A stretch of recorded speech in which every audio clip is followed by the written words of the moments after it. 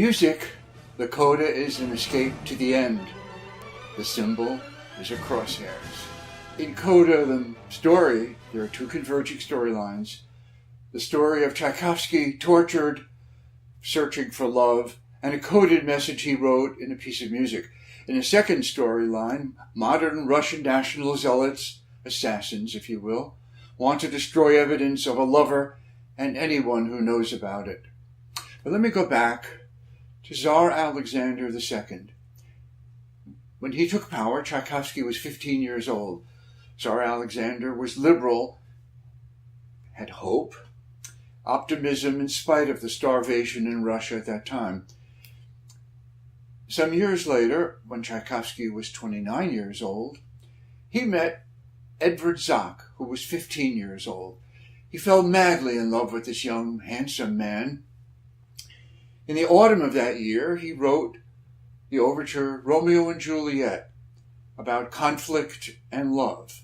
It portended things to come because, sadly, Edward Zach committed suicide a few years later by shooting himself in the head. Tchaikovsky never got over that. He was in love with Edward Zach for the rest of his life. In the book Coda, the character Ivan is modeled after Edward Zach, the way I wanted him to be. Some years later, revolutionaries assassinated Tsar Alexander II, and his son, Tsar Alexander III, took power. Tchaikovsky was 41 years old when Tsar Alexander took power. Tsar Alexander was 36 years old. He feared losing power for the populist movement and needed to blame, and he blamed the Jews at first.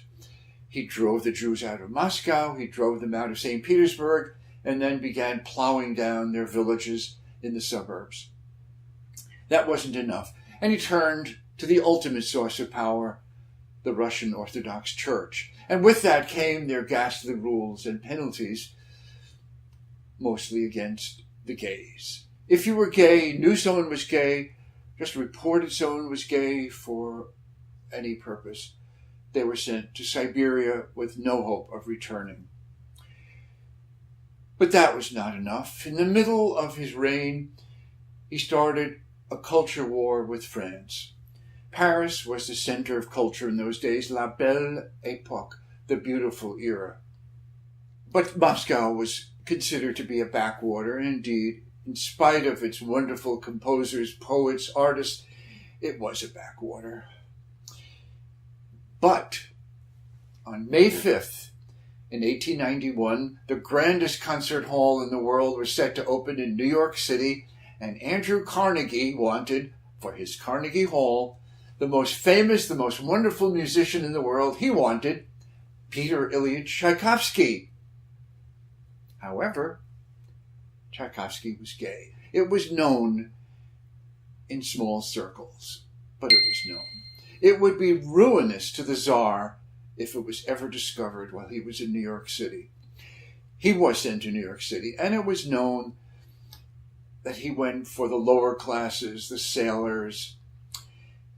He wrote back about the friends of the Greeks. Today we would call that the friends of Dorothy, the friends of the Greeks.